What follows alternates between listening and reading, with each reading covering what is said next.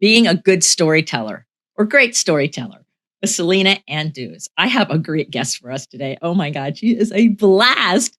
And you've probably seen her or at least heard her voice on Disney Plus. We have the actress with us, Selena Anduze, who hails from St. Croix, and I love the Virgin Islands. And thank you so much for coming on the show with us today and bringing your sparkle and your enthusiasm for one of my favorite topics, storytelling. Thank you so much for having me to talk about my favorite topic and my passion in life, which is storytelling. Oh, it's so perfect. And I know that now you're, a little north of Atlanta and we're both talking before the show about being landlocked because we're water people.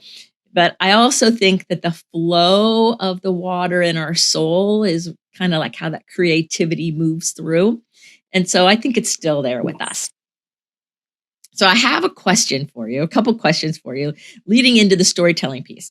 I know that you've been in the entertainment world since you were pretty young. And I'd love to know how all that got started. Like you were like, I think 7, I think is what I read. But how did that get started? Like not too many 7-year-olds go, okay, well, I'm going to go be an actress. So, I'm going to go be an entertainer. So how did that work? Well, interestingly enough, I come from a family that is kind of a secret artists all at heart, but they are, like politicians and doctors and educators and lawyers.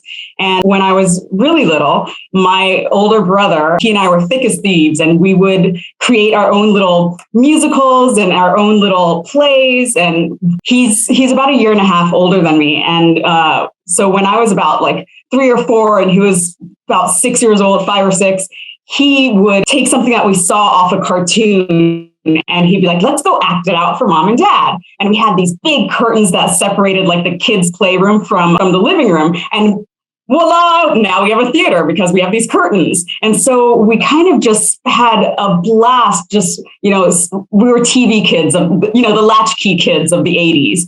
And we would watch something and be so inspired to go act it out, whether it was Fraggle Rock or the Star Wars or what have you. And my poor parents, we would, they'd work all day and then we'd sit them down and they would be forced to watch these little kids. Who knows what our scripts were about? They were probably ridiculous, but we had such imagination and we turned anything into a toy, a weapon or a daisy or, what have you. And my parents recognized that kind of imagination is so healthy to water in children. Of course, they were secretly hoping I would become a scientist and a doctor, and my brother as well. And boy, did we disappoint them because my brother is a well-known musician and I'm a well-known actress. So we had our own plans from a very young age. Wow, that's really cool. That's really cool. I love it. And I think it's fun that your brother went into music and you're in acting, and it really did start back then. And your parents watered the creativity and they got exactly what they watered. I mean, it's no surprise.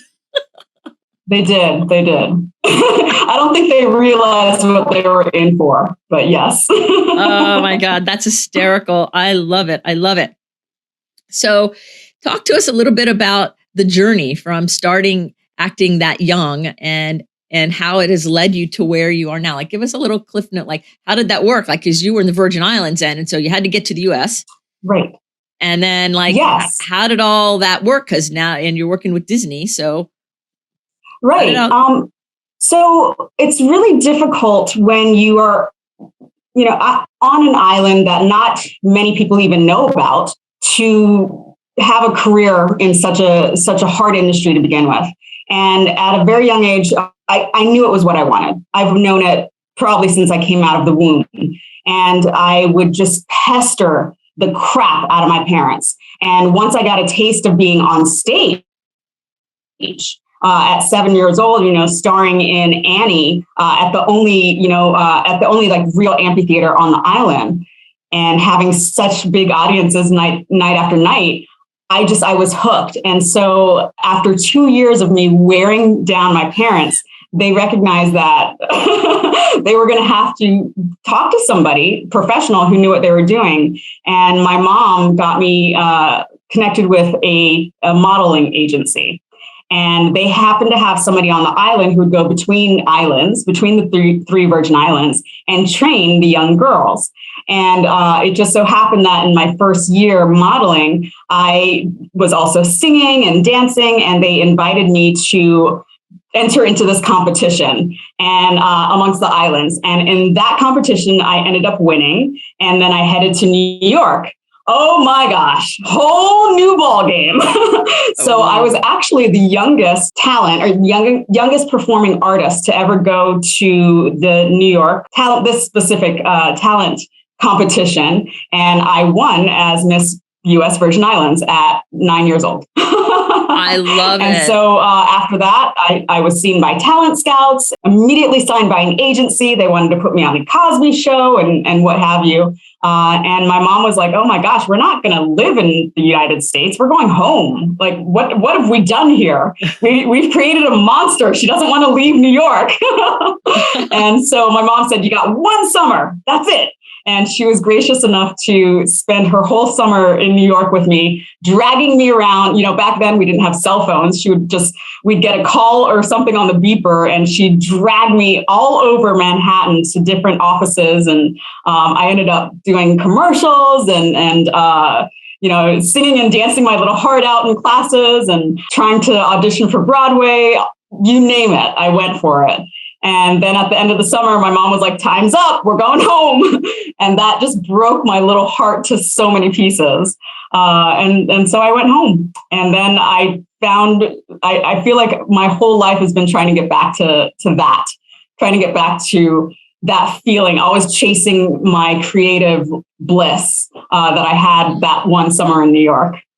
Wow, that was cool. So was that a big culture shock from St. Croix to New York? Like, oh my goodness. That yes. Just is like, whoa. Oh, yeah. I mean, talk about a little, big curly haired, sunburned kid who ran around barefoot and hated shoes to going to Manhattan where everything had to be polished and I had to be dressed, well every day for every audition. And my hair had to be pressed and I had to wear shoes that I couldn't walk in. And it was quite a culture shock. And then, just seeing so many people and the vibrations of a city versus being on an island where everything's slow paced and warm. It was really, really bizarre. But I have to say, I loved it. I was so curious. I was obsessed with bodegas, particularly the ones in Chinatown. I would ask my mom, I'm like, oh, they have the best food. Let's go down to a bodega in Chinatown. And that's kind of how we lived. We'd go on our auditions all day long. And then my mom would take me to our favorite little bodega to get dinner. And we'd go home and we'd watch The Muppet Show. Because that was my show back then. Oh, that was a great show. That was so perfect. I love it. I love it. And so I love that from the very beginning, your family supported this big vision, this dream, your heart going after it. And yet they also put parameters on it, right? But they supported you. Yes. And so how has that early support affected you through this time? Like, how does it even affect you today, knowing that you were supported that strongly when you were young? For what it was at the time. And I am so grateful because they did nurture what was something that I hope they saw inherently was a part of me, part of my soul, part of my calling. And even though they had put parameters on it, I am so appreciative that they at least heard what I needed and heard what I wanted so that I could take the reins from there and keep on watering myself. That's ultimately what I've done in my film and TV career, is I've really learned how to rely on that foundation that they helped me build and then water myself for it. So I can just say I have so much gratitude for being a latchkey kid who was sat in front of the TV and allowed to keep them up at night doing my little performances with the living room curtains. I love it. I could just see you doing that. It's like I have the image. I have the image. It was great. I'm sure there's some videos of it somewhere out there. Yeah. Oh, that don't go looking for it, anybody, please. That will be even more fun. So I want to talk a little too about storytelling, because I think storytelling is so vital to all of it, and you are an artist at storytelling. And so talk a little bit about how storytelling feeds your soul. Like, how does that work for you from the inside out? Yes.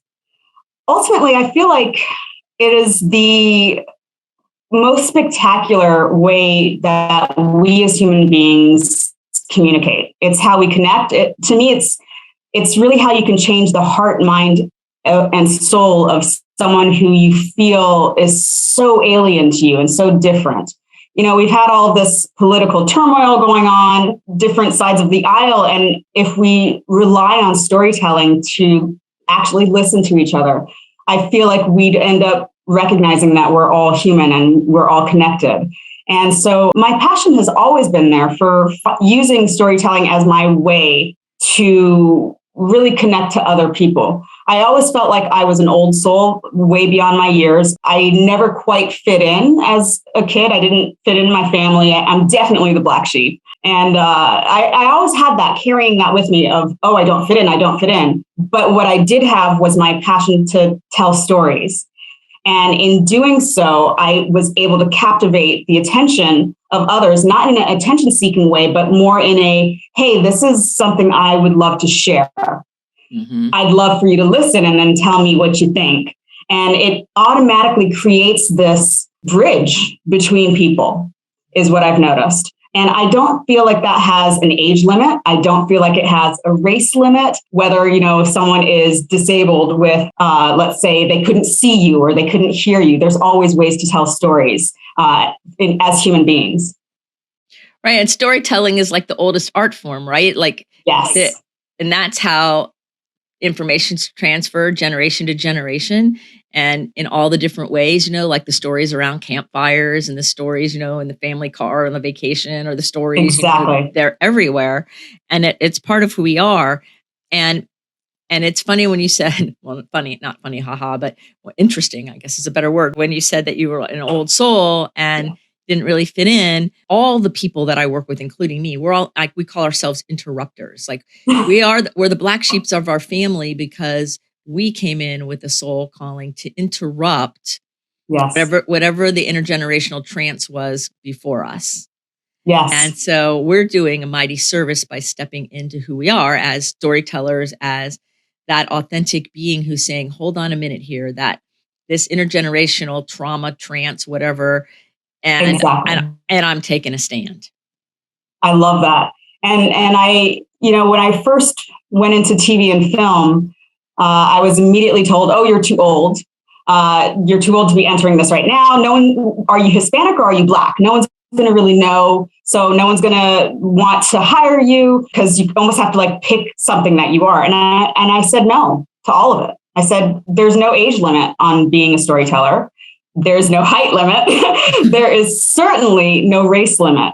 And so I've fought really hard. I'm on the local SAG board for Atlanta, and I'm also on a diversity committee. And that goes for everything. That why would it be if someone is in a wheelchair, they cannot be a director? That's false. We are all capable of telling stories, and there should be no limitations to that. So I do fight very, very hard for it, as well as for my own self. I'm constantly having to prove, hey, look, I can actually do this. And if you're not here to aid this kind of progression for us, which is so incredibly crucial on TV, since it's a visual medium, people need to see themselves out there. And you don't see many West Indian American actors and actresses, especially ones my kind of mix. You'll see, everyone likes to be in these boxes, and I'm so out of the box for them. And so I feel like it's very much my duty to be out there and to let people see, hey, she can play a doctor. She doesn't have to play a maid, or she can play anything. And that's really, really important to me as I do this work.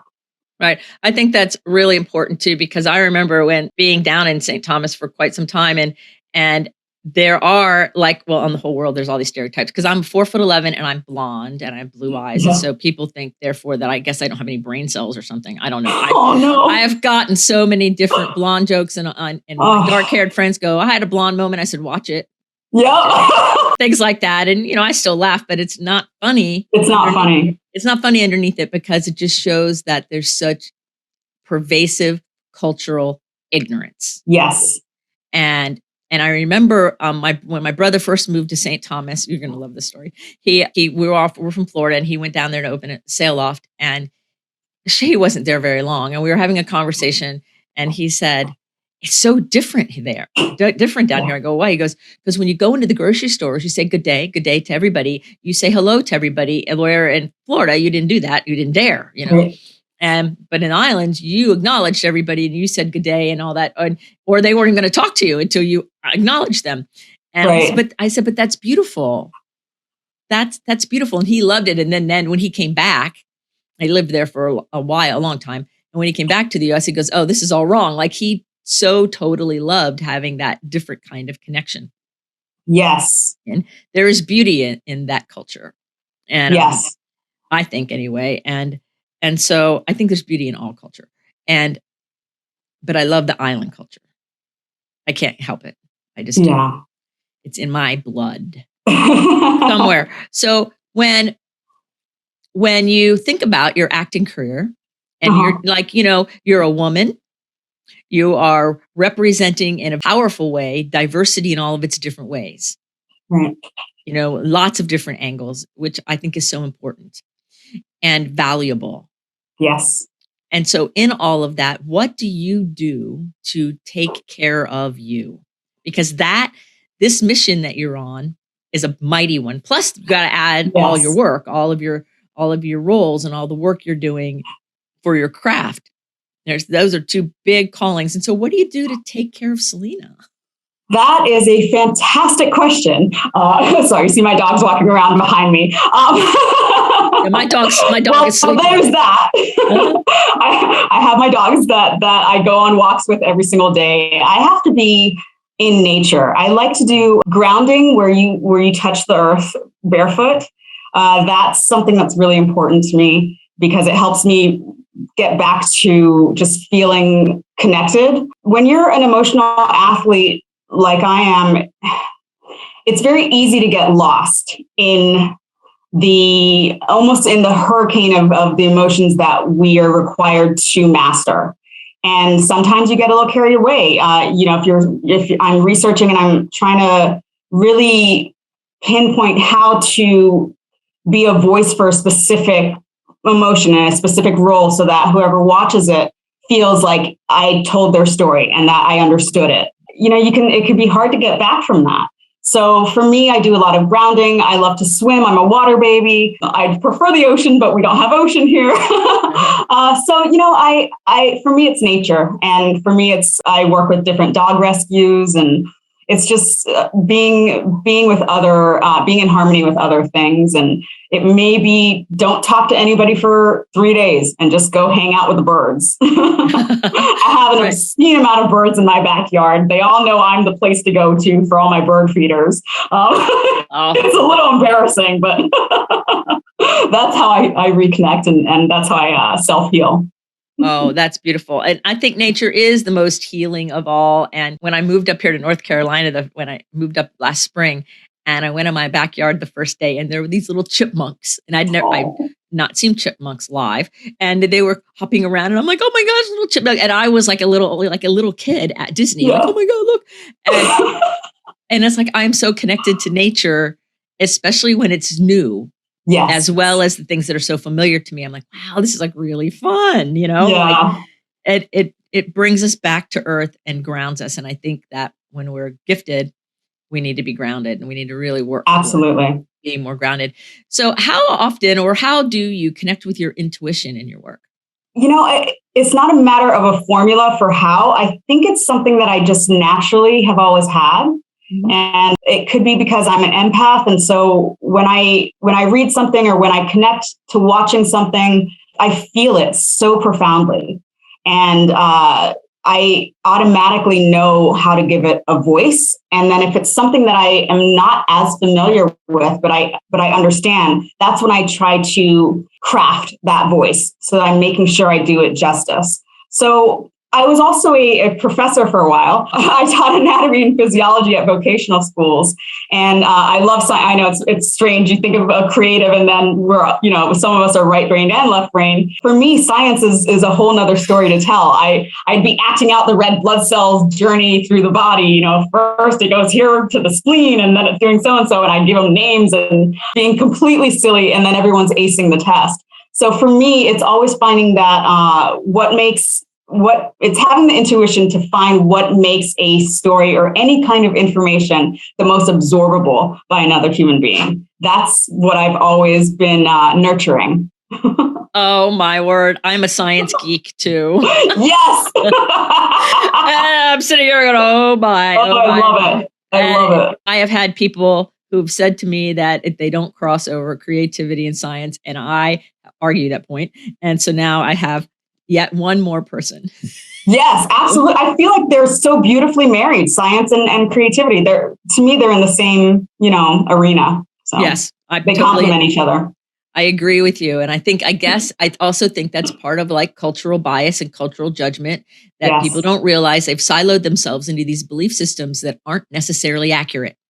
Exactly. And we have to be willing to challenge those belief systems that aren't necessarily accurate in order to really have a rich, full life and really bring our own purpose and mission to fruition.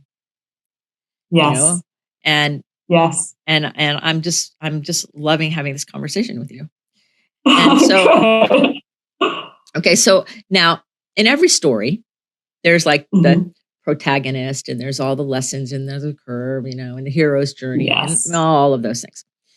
And so one of the things I love to do is I love to read biographies or learn about people in some way through biographical and autobiographical means. And I love to watch the like threads that go through all different kinds of stories. And one of the threads that I find fascinating, and I would love to hear what you think about it, is the thread of feeling different than or not necessarily understood, or like almost like I don't really belong on this earth. I'm not even really sure like why I'm here, like kind of almost like a disconnection, even though the person wants to be connected and they have to work to be grounded. And I see that in a lot of stories displayed in different ways, but that's the kind of feel I get. And I'm wondering what you think about that. Is that something that resonates with you? And if so? Absolutely. I feel like we really see a lot of this actually right now. I would say even over the last decade, we've seen an increase in the underdog story, or even, whether you watch Marvel or not, it's very, those are our big blockbuster superhero films. But what's the best part of those superhero films are, in my opinion, is the villain. That's the most well crafted because they're the underdog. They're the one who felt different and why they did the things that they did, even though, society may deem it wrong. They were seeking justice, or they were seeking to be understood. And it's that shutdown of no longer paying attention to the one that needed the village. It's the whole, a child will burn down the village just to feel its warmth if it's not heard. And I feel very much so that our TV and film is starting to reflect that very thing that we're experiencing in society. I identify with that very personally, because I know for me, being the black sheep of my family, then culturally moving to the United States, being an island girl who, I had a thick accent. I actually stopped speaking for several months when I first moved to Atlanta because I was made fun of so mercilessly. And then I learned, okay, I'm going to learn how to speak in perfect American, accent. And I did. And it's just amazing the lengths that the person who is misunderstood will go to just to be accepted in some way, to have connection. Because really that's what it's about. And then when we lose somebody who is so disconnected, I think that's our next question to really start addressing, because I feel that leads to so much violence that we're seeing. The disconnected group, maybe I don't really go with the whole lone wolf, but it's the disconnection that we keep on seeing, and we keep on losing people too. Yeah, I think that sense of belonging and connection is part of our DNA. It's part of our inherent neurology. Yes. You know, our brains seek it, our biology seeks it. And so when you get disconnected to a certain point, that fissure gets so wide that we're losing those. They're like falling off the cliff, those people in whatever different ways. And Exactly. it's time that people start waking up and doing something about that. Yes. And quite frankly, an aside, I think the West Indian accent is just beautiful. Thank you. And it's really fun because when I go in stores or places with friends of mine who don't know that what the West Indian accent is, and I meet people and I hear it, I go, oh, and I'm pretty much can know what island You feel like you're home. and I'm like, oh, Yes. and they're like looking at me funny, and I'm like, you don't understand. There is beauty in that. Yes, it's you get back to the connection of it from being in St. Thomas. Yeah. And so it's just a beautiful thing. And so I just thought I'd let you know that. And you make a good point.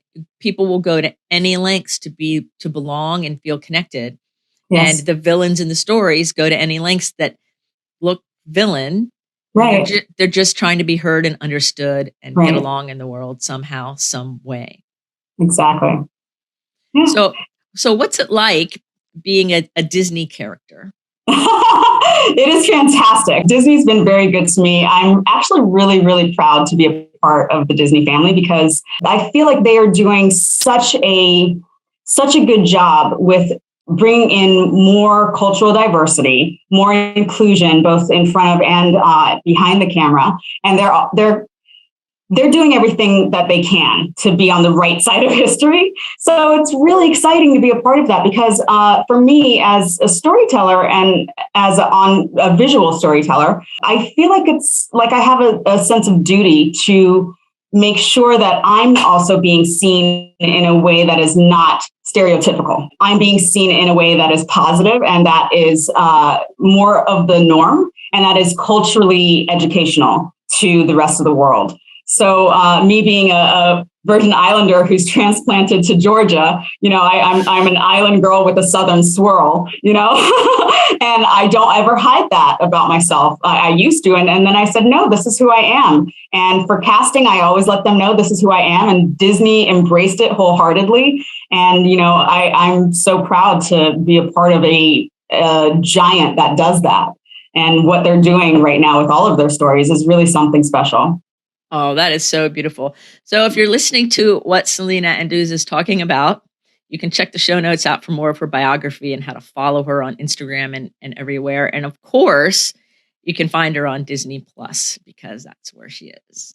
And we're going to keep going, but I just want to tell you that this conversation is very, very important and it's got me goosebumps. And for somebody as really talented as you are to spend time with us, sharing with all of us, me and all my listeners, this valuable information to help people really live from their heart is such a huge gift. And thank you. Thank you so much for letting me share this with you. So you're also, an educator, right? And you teach acting and you're a storyteller. You do all these really amazing, in our gifted world, we call it being a multi-potentialite. Yes. You can do just lots of things and love them all. And so how do you handle stress? Oh my gosh, that is a fantastic question. Without eating too much chocolate because I am on TV and I have to maintain a certain look. Right. How do I maintain stress?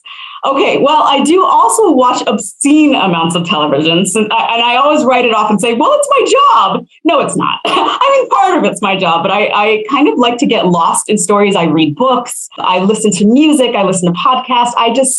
Whenever I'm really stressed out, I try to kind of escape or let myself completely get lost for a little while and then go find myself again. So for example, I was watching this crazy show. It came out years ago, but I was watching this, it's called Penny Dreadful. And I was so taken in with Rory Kinnear. He was playing Frankenstein's monster and he had adopted the name John Clare after the poet. And I was just so obsessed with what was happening in the show that I binge watched the whole show. And then after that, I ended up looking him up and I'm like, what else has this man done? And then it brought me back to myself because I kept questioning, why was I so attached to this character? Right. He's not the only one who did a beautiful job, but why him?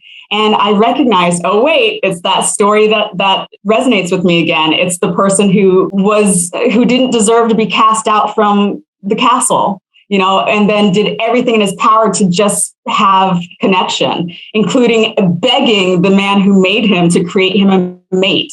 Make the bride of Frankenstein's monster. Just give me someone, just give me something to live for, since he realized he was immortal. And I was just, so that's what I mean. I'll find something and get lost in it and then bring it back to me. Like, oh, how does this make me understand myself better so that I'm a better storyteller, or so that I'm able to connect with someone that I might meet who needs that from me as well. And I can extend that fire, or extend that olive branch, or extend that hug, whatever they might need in that moment. Right. And so story. And so the connection and the storytelling and all of its different venues is a soul thing for you. It's not simply your work. It's not just your work. It's like your work is a vocation that comes from that calling within your soul. Absolutely. Absolutely. And when I mentor actors and coach them, I tell them, this is the toughest industry in the world. And if you're getting into it to be famous, that's a whole different thing. It's going to be really hard for someone to be successful if they're just chasing fame. And I kind of sit them down and have that heart to heart. And I say, look, you need to be chasing your passion for storytelling. It's got to be, where do I fit? What is my dharma? How do I fit the village? What is my purpose in who I'm supposed to be the best at telling a certain story so the whole village of humanity survives? For me, I very lovingly refer to, there was this man named Sam Christensen, who was my mentor, and he passed away about 2 years ago. But he taught me the whole concept of storytelling and dharma. And he said, Selena, you're the soft wooden hammer. You are the one we all look to, who's going to tell it to us straight, but with the most heart and with the most empathy. You will knock us over the head with it, but you'll do it gracefully and with softness. And I was like, soft wooden hammer? I don't know what you're talking about. That's awful. And then he was like, oh, honey, yes, you are. And I'm so grateful for him for showing that to me. And I don't have any desire really for fame. I just want to work, and I just want to be telling the stories that need to be told. And if that takes me to a more visible journey, then wonderful. If it doesn't, then I hope at least it touches exactly who it's supposed to touch. Right. Yeah, that's trusting that whole out picturing. See, one of my first mentor told me I was like a velvet sledgehammer, that I just knocked people over the head with the truth, and they loved it because of the velvet. Oh my gosh, I love it. That's basically the same thing. Oh my God, it's so fantastic. It's hysterical. Oh my God. Oh my goodness. Oh my goodness. Oh, this is cracking me up. It's cracking me up. Okay, so I have another random question that I'm just very curious about, because you are from the islands and you have traveled a lot and everything. And I'd love to know what the most memorable food is you've ever eaten. My goodness, I will tell you, sugar apples. I miss and love sugar apples. So in St. Croix, I believe it's pretty much just the Virgin Islands have the specific type of sugar apple. Have you ever had one? Yes. Mm-hmm. Yes, it's my favorite fruit, and it's impossible to find it in the U.S. At least here in Atlanta, it's impossible to find. But I remember as a kid, we had this big, gorgeous sugar apple tree, and I used to climb it and go and pluck the sugar apples. And it was the only tree that my dad wouldn't yell at me for climbing too high, and because he knew that I would be very careful in the sugar apple tree. Because I just had to get the sugar apples and bring them down to safety. So yeah, that's my favorite island food. That's my most nostalgic island food, is really our local fruits. And we also have, papayas and mangoes to die for. So I'm definitely a tropical fruit girl. Oh, yes, definitely. Yeah. So there's people out here listening to you that are wanting to follow their heart's desire and maybe feel a little bit of fear or trepidation, or not sure if they should say yes, or they're just beginning. And when you think about people in that beginning stage, or that thinking about beginning stage, do you have any words of advice or encouragement, or something that you would share, maybe to inspire it's okay to take the next step? Yes. I would love to say to those who just keep having that nagging little question about following their dream or following their passion, that it's going to hit you eventually. And if you answer it now, it won't be the big ton of bricks that's going to drop on you later in your life. Your passion will always find you. So either you start listening to it now when it's just a quiet voice, or you'll have a much bigger voice to answer to later on. And then you'll also, usually along with those louder voices later on, comes a loud negative voice telling you, oh, no, it's the society voice. You're too old to do it now, or you're too heavy to do it now. And those voices aren't real. Those voices are meant to keep you in your bubble. And when we stay in a bubble, we don't grow. And your voice of passion is meant to, it's your whole reason for being here. It's meant to get you growing. And no one wants to be in a stagnant pond. So let your water flow, let your passions grow, and listen to your inner voice. Just go for it. Beautiful. You don't have anything to lose. Right. Yes, ditto. So if you just heard what Selena just said, you can replay it over and over and over again until it gets in. That's the beauty of a podcast, folks. Yes. Yes.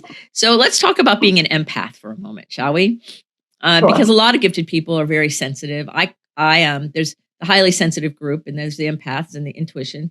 And I have coined a new phrase called intense sensitivities, which are people who are intuitive plus gifted. And so there's a spiritual giftedness, like the empath, intuitive, and gifted, which is, have the overexcitabilities of gifted people. So I'm interested in how you, being an empath and an old soul, how that is impacted working in an industry that doesn't necessarily care about empaths, and it's not necessarily emotionally, congruent that way. It's a very hard industry. And so how do you do that? With a lot of skill, to be honest. I had to learn boundaries. I had to learn how to protect my energy, protect my body, basically you have to build this barrier, but you also have to be vulnerable. It sounds like a catch-22 when you are an actor, but in the vulnerability, you usually find another scene partner, you find someone else who is doing the exact same thing. And when that happens, it's magic, because the two of you have locked in on each other. You're sharing all of this art. You're sharing the passion. You're sharing the story. And everything else on set is tuned out. All the other people they just disappear, because what's happened is you've learned how to really hone how to create a fortress around only that energy and protect it. And then, when they yell cut, you have to bring the drawbridge back up and allow the rest of the world, to crowd you all over again. So it becomes a muscle that you're constantly oiling and constantly, working out. Right. And for a lot of people who are highly sensitive and who are also empaths like I am, that can be exhausting. So, it's a beautiful thing that as a working actor, we actually have time between projects to decompress and to kind of recharge. And, I don't know about other empaths, but for me, I have to be alone. I need dead silent. I'll be on set for 14 hours a day, and then I'll go home and I will just be in complete silence. And that is part of my recharge. Yeah, it's a very difficult task to undertake. But one I feel I must do, acting's not something I have to do. It's just something let me rephrase that. Acting isn't something that I just want to go out and do it. It's something that I have to do. I can't imagine living without storytelling. So I go through the hardship of all of the industry stress, all of the business of acting, where they don't care if you're an empath or not, because it's about money. It's a business first. And I learned how to maneuver through that so that I can do what I have to do as a storyteller. Right. Because what you have to do as a storyteller is your soul's calling. Yes. And if you try to ignore it or stump it or stop it, it just comes through louder later, like you said already. Exactly. So you're answering that soul calling in an industry that doesn't really care about it. So you have to get those good boundaries and create a way to have them work together, which is a really smart thing to do. Thank you. That's And honestly, I that's the way you survive and have longevity, career longevity. right. Yeah, absolutely. It sure is. And there's a lot of that fun stuff. So when you look forward 5 years, 10 years into your future and your life in general, what do you see?